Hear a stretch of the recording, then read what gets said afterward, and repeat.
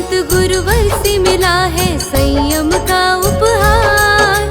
पुष्पदंत गुरुवर से मिला है संयम का उपहार। ऐसे प्रमुख गुरु चरणों में वंदन बारंबार। आया है महामहोत्सव रजत दीक्षा का उत्सव। आया है महामहोत्सव रजत दीक्षा का उत्सव।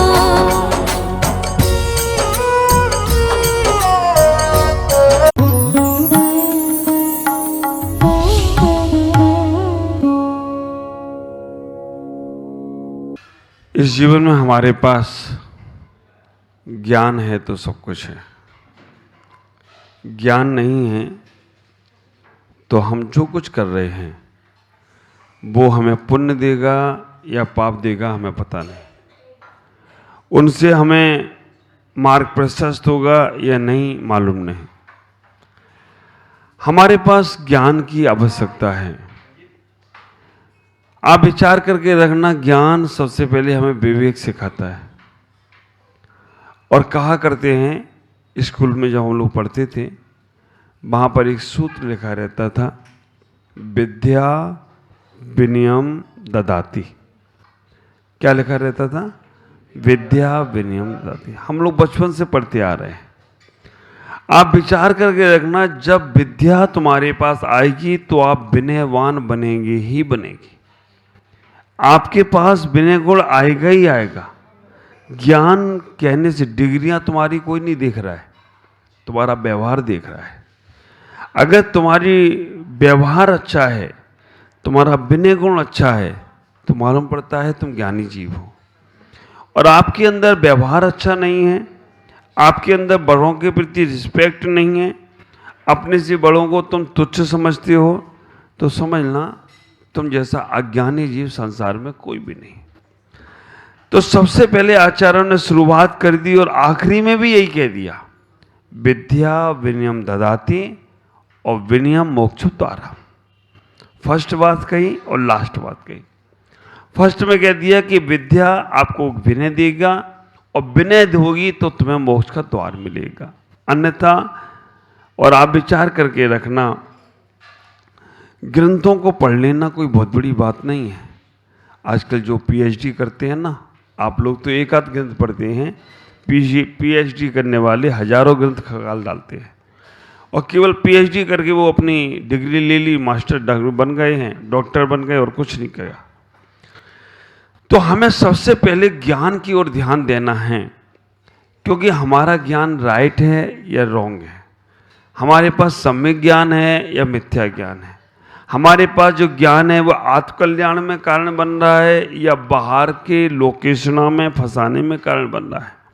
हमारा जो ज्ञान है वो हमें विवेक के साथ साथ आत्मकल्याण की बात सिखा रहा है या नहीं सिखा रहा है, ये अवलोकन आपको खुद ही करना पड़ेगा। बार बार चिंतन मनन आपको खुद ही करना पड़ेगा कि तुम्हारा ज्ञान कब कब तुम्हें स्वार्थ में लेकर जा रहा है और कब कब ज्ञान तुम्हें तुम्हारे परमार्थ तक लेकर जा रहा है। आप विचार करके रखना। मेरे गुरुदेव आचार्य भगवान पुष्पदंत सागर जी महाराज कहते हैं, रूप बहुत सुंदर मिला, लेकिन रूप मिलने के बाद तुम्हारे अंदर से अहम भाव खत्म नहीं हुआ तो कभी भी तुम्हारा रूप तुम्हें कुरूप बना सकता है। आप विचार करो। मैं आपसे ही पूछता हूं, जिसका रूप अच्छा है वो अच्छा है या जिसका स्वरूप अच्छा है वो अच्छा है? स्वरूप अच्छा है ना।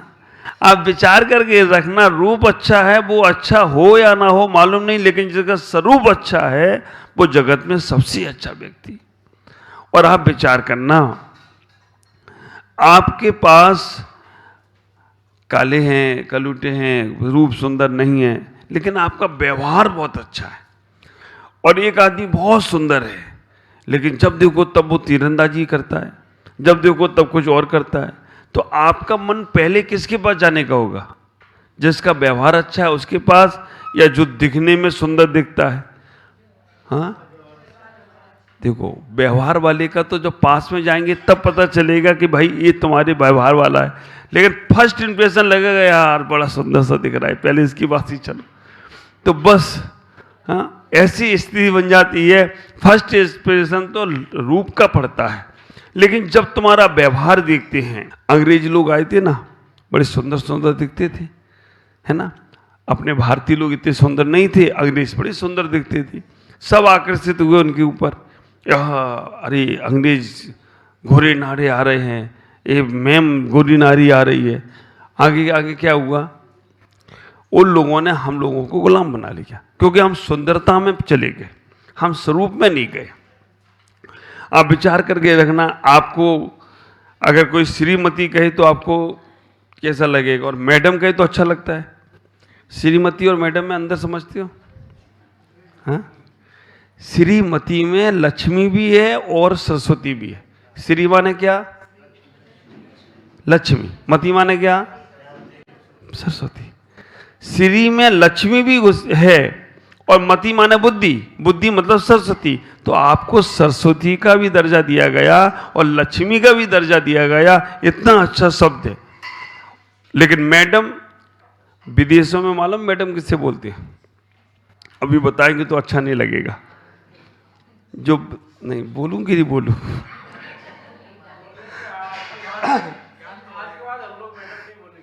हाँ, मैं अभी कल ही सुन रहा था, पढ़ रहा था कहीं पे, तो मैडम उसे बोलते हैं जो बाजारू औरत होती है, उसकी जो मुखिया होती है ना, उसको मैडम बोलते हैं।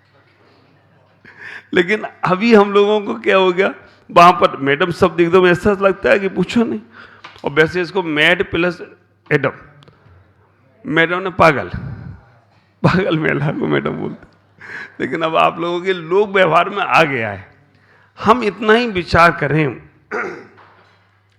कि हमारे पास जो कुछ भी है, रूप तो बहुत सुंदर है, लेकिन स्वरूप भी सुंदर हो। आपका व्यवहार अच्छा है, आपका उठना बोलना चालना अच्छा है, तो आप विचार करके रखना, आप कहीं भी जाओगे आपकी वाहवाही हो जाएगी।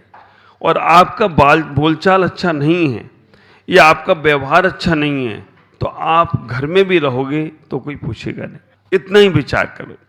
सबसे पहले हमें ज्ञान की आवश्यकता है, और ज्ञान भी होना चाहिए द राइट नॉलेज, सम्यक ज्ञान, स्वार्थ भरा ज्ञान नहीं। और सम्यक ज्ञान के हमारे आचार्यों ने 4 वेद बोले। कौन कौन से 4 वेद बोले हैं? प्रथमान योग, करणान योग, चरणान योग और द्रव्यान योग। प्रथमान योग के माध्यम से आचार्यों ने कहा है कि आप अपने जीवन में प्रथमान योग जैसे ज्ञान को समझने का प्रयास करो। ख्याल करना, 2 चीजें हैं। स्वाध्याय ज्ञान कैसे होना चाहिए? 2 चीजें हैं, एक दर्पण है और एक टॉर्च है। दर्पण की तरह स्वाध्याय होना चाहिए या टॉर्च की तरह होना चाहिए? दर्पण में हम खुद अपने आप को निहारते हैं, देखते हैं, और टॉर्च से हम हमेशा दूसरों को देखते हैं। तो अब बताओ, स्वाध्याय दर्पण की तरह होना चाहिए या टॉर्च की तरह? इतना ज्ञान आ गया? तो आप विचार करके रखना, दर्पण की तरह स्वाध्याय होना चाहिए। हमें अपने आप को निहारना है, और जहां आप पंक्तियां पढ़ते हुए, जहां पूजा करते हुए आपको ये अवलोकन आने लग जाए कि ये हम अपने लिए कर रहे हैं, वहां हमें मान सम्मान की चाह ही नहीं होगी। वहां मेरे कोई ज्ञान की प्रशंसा करे तो हमें विचार ही नहीं आएगा। जहां अपने लिए कर रहे हैं, हमें अपने आप को प्रभावित करना है। आप विचार करके रखना, हमें अपने आप को प्रभावित करना है। हम अपने आप में तो खाली खोखला और दूसरों को प्रभावित करें। अपने आप, जो व्यक्ति अपने आप को अपने आप नज़र से अच्छा नहीं देख सकता, वो दुनिया में कभी किसी की नज़र में अच्छा नहीं हो सकता। आप विचार करके रखना, जिसने अपनी दृष्टि को ही अच्छा नहीं बनाया, अपने लिए अच्छा सोच नहीं है। हमारे आचार्यों ने कहा है नियम सार आदि प्रवचन सार आदि ग्रंथों में, जो जानता है द्रव गुण पर्याय से अरिहंतों को, वो जानता है द्रव गुण पर्याय से निज आत्मा को। तो हमें इतना ही विचार करना है कि हम उन अरिहंतों को, स्वरूपों को जानना है तो अपने स्वरूप को जानने का प्रयास करो। जो अपने रूप से स्वरूप में चला जाता है, वो एक दिन सिद्धत की यात्रा पर निकल जाता है।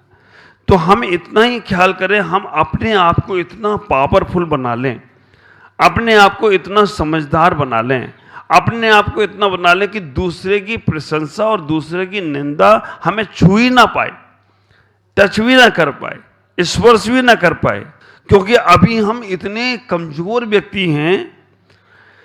किसी ने बोल दिया तुम बहुत अच्छे हो तो हम फूल के कुप्पा हो जाते हैं, और किसी के ना अक्ल ना धकल चले आते हो सुबह सुबह से मुंह उठाकर, हैं थोड़ी बहुत तो बुद्धि लगाओ, बस उतने में तुम फूल के कुप्पा हो जाते। आप विचार करके रखना, तुमने कोई भजन गाया और कह दिया क्या वाह क्या कंठ है तुम्हारा, ऐसा लगता है कि हमें तो वर्ल्ड कप मिल गया है। और भजन गाया और किसी ने हाँ कुछ भी नहीं बोला तो ऐसा लगता है पप्पू है कि यार क्या है, मैं इतनी मेहनत कर रहा हूं, एक बार भी नहीं बोला इसने कि यार बहुत अच्छा गाया। तो आप विचार करो, हम अपनी कठपुतली बन गई। हमें किसी ने अच्छा कह दिया तो हम अच्छे, हमने अपना रिमोट कंट्रोल सबको दे रखा है। टीवी का रिमोट कंट्रोल तो एक के पास रहता है, सब पे जाए तो बस गड़बड़ हो जाती। और हमारा रिमोट कंट्रोल संसार में जितने लोग हैं सबके पास है। वो जब चाहे तो तुम्हें उठा देंगे और जब चाहे तो तुम्हें, क्योंकि हमने दे रखा है उनको। तो अपना रिमोट कंट्रोल अपने पास रखो। तुम्हारा रिमोट कंट्रोल क्या है कि संसार क्षणभंगुर है। जो आज तुम्हारे लिए ताली बजा रहा है कल वो तुम्हारे लिए गाली भी दे सकता है। तुम्हारा पुण्य होगा तो सब ताली बजाएंगे, और पाप का उदय आया तो ताली बनाया जाने वाला ही गाली भी दे सकता है। इसलिए ज्यादा फूलो मत और ज्यादा कूलो मत। ये ज्ञान से मालूम पड़ेगा। हमारा ज्ञान दर्पण की तरह है। देखो दर्पण कितनी अच्छी चीज है। दर्पण में स्वागत सबका है लेकिन संग्रह किसी का नहीं है। तो ऐसा ही हमारा जीवन होना, स्वागत सबका, संग्रह किसी का नहीं। जो आया उसका वेलकम, जो हमारे जीवन में कल्याण में कार्य बनना उसका स्वागत है। तो आप अपने जीवन में ऐसा ही ज्ञान को अर्जन करें, क्योंकि ज्ञान तुम्हारे जीवन में सब कुछ दे सकता है। और आप विचार करके रखना, सम्यक ज्ञान हो जाएगा उसी वक्त हमें कोई भी बाहर की वस्तु प्रभावित नहीं कर पाएगी। देखो ज्ञान से कैसे क्या होता है, छोटा सा एक एग्जांपल दे रहा हूं। बहुत अच्छा तुम्हारा व्यापार बिजनेस चल रहा है और वो बिल्डिंग आपको बेचना है। आपको वो बिल्डिंग बेचना है लेकिन नहीं बिक रही है। आपके मन में विकल्प चलता रहता है कि बिल्डिंग मेरी बिक जाए, मेरी बिक जाए, मेरी बिक जाए। और आपके बेटे ने आके कहा कि पिताजी वो बिल्डिंग बिक गई है, रजिस्टर उसका जो कुछ भी होता है बैनामा वगैरह सब हो गया है, फाइनल है। आप विचार करना, बिल्डिंग बेचने की आपको जैसी पता चलती है तो खुशी होती है कि चलो यार एक काम तो अच्छे से हो गया। अब उस बिल्डिंग में आग लग गई, धू धू करके जलने लगा। आपको तकलीफ होगी क्या कि भाई बिक गई, बैनामा हो गया है, अब तो उसका ही माल है। पर थोड़ा सा लगेगा कि अभी उसने पैसा तो दिए नहीं है, देगा कि नहीं देगा, देगा कि नहीं देगा। और कहीं दूसरे बेटे ने बोला केवल अभी बात हुई है, अभी पैसा नहीं आया, लिखा पढ़ी नहीं हुई है। तो वो ही ज्ञान मिलते ही तो दुख शुरू हो जाएगा, अरे बाप रे अब तो गए काम से। तो हमें विचार करना, अपने 4 अनुयोग हैं और मैं कहता हूं चारों अनुयोगों में वो बातें आई हैं कि जो हमारे जीवन को बहुत आनंदित बना सकती हैं। चारों अनुयोग हमारे पास हैं, प्रथमान योग, कर्णान योग, चरणान योग और द्रव्यान योग। चारों अनुयोगों को मैंने बहुत सरल शब्दों में कहा, दिया, लिया, पिया, जिया, हो गए 4 अनुयोग। आप विचार करके रखना, दिया, लिया, पिया और जिया। प्रथमान योग ने दिया। आज अगर हमारे पास तीर्थंकर है, साधु संत हैं, धर्म जो दिख रहा है, ये सब प्रथमान योग ने दिया। प्रथमान योग नहीं होता तो हमारे पास तीर्थंकर संत महापुरुष नहीं होते। आप विचार करके रखना, द्रव्यान योग के माध्यम से आज जो लोग समय सार पढ़ते हैं, जो लोग आप लोगों ने और हम सब लोगों ने मिलकर उनको कांजी स्वामी वाला बोल दिया है ना। आप विचार करके रखना, वो स्वाध्याय से सब कुछ पाते हैं, स्वाध्याय में इतने लिप्त हो जाते हैं, बस गलती कहां कर जाते, क्रियाकांड को वो बेकार का बोल देते हैं।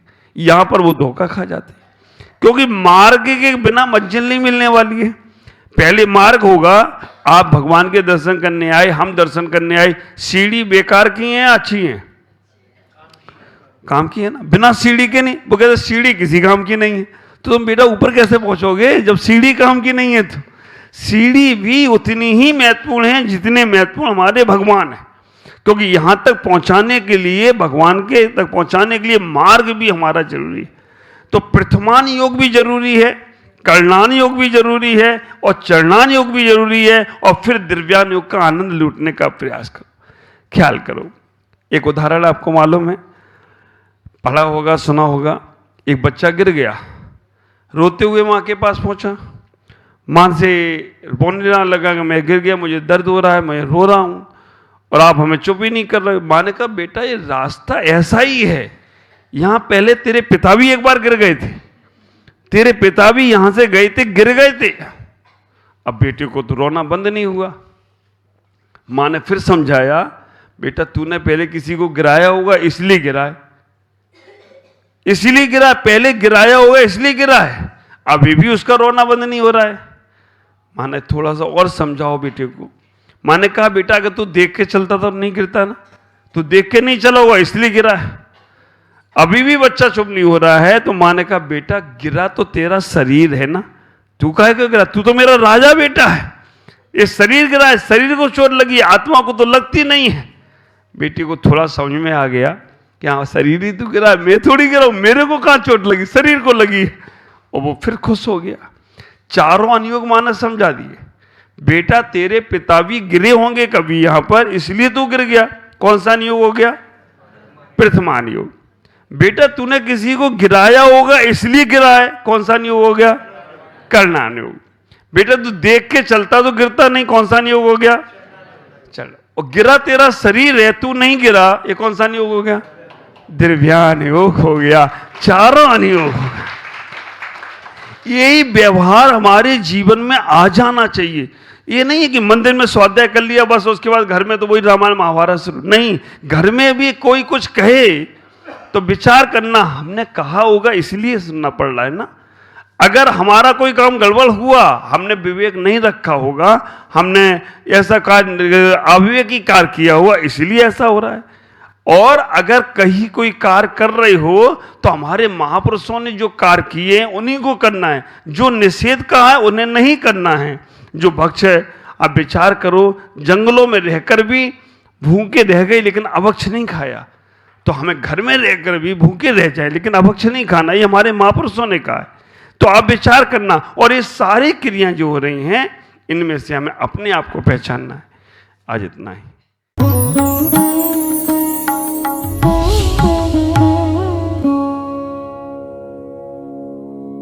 ज्ञान एवं संस्कार का अद्वितीय संगम, मुनि प्रमुख सागर जैन पब्लिक स्कूल, उत्तर प्रदेश प्रांत के जिला इटावा की पुण्य भूमि कुनेरा में परम पूज्य पुष्पगिरी तीर्थ प्रणेता आचार्य श्री 108 पुष्पदंत सागर जी महाराज के मंगल आशीर्वाद एवं परम पूज्य भारत गौरव आचार्य श्री 108 प्रमुख सागर जी महाराज की पावन प्रेरणा से स्थापित मुनि प्रमुख सागर जैन पब्लिक स्कूल, जहां भावी पीढ़ी को न केवल लौकिक शिक्षा प्रदान की जा रही है, बल्कि भारतीय संस्कृति और उत्तम संस्कार भी प्रदान किए जा रहे हैं। यही शिक्षा समाज में जागरूकता, नैतिकता और समता का भाव जागृत कर रही है, तो वहीं ये संस्थान भविष्य का मार्गदर्शक बनकर एक सशक्त समाज के निर्माण में सहायक सिद्ध हो रहा है। इसके अलावा कक्षा 8वीं तक की शिक्षा प्रदान करने वाले इस स्कूल में पूज्य गुरुवर की अनुमति से अब कक्षा 12वीं तक के विद्यार्थी भी लाभान्वित हो सकेंगे। अब ये विद्यालय कक्षा 8वीं से 12वीं तक प्रारंभ होने जा रहा है, अतः निर्माण कार्य के शीघ्र आरंभ हेतु सधर्मी बंधुजन अपना अपना धर्म योगदान देकर इस पुण्य कार्य में सहभागी बने और अनंत कालीन धर्म लाभ अर्जित करें। अधिक जानकारी एवं सहयोग हेतु संपर्क करें छुलक Shri Parmanand Sagar ji, Anand Baba, Shri Chhavi Sethi, Dimapur. Mobile number 9436003664 Shri Rajesh Elani Dimapur, mobile number 9346666666। Sangeeta Jain Etawah, mobile number 9897795058। Shri Mithun Jain Etawah, mobile number 7300726318 एवं 9411989700। बैंक डिटेल्स: बैंक का नाम बंधन बैंक, खाता संख्या 10220004832568, IFSC कोड BDBL 002101। खाता नाम श्री दिगंबर जैन आचार्य प्रमुख सागर सेवा ट्रस्ट।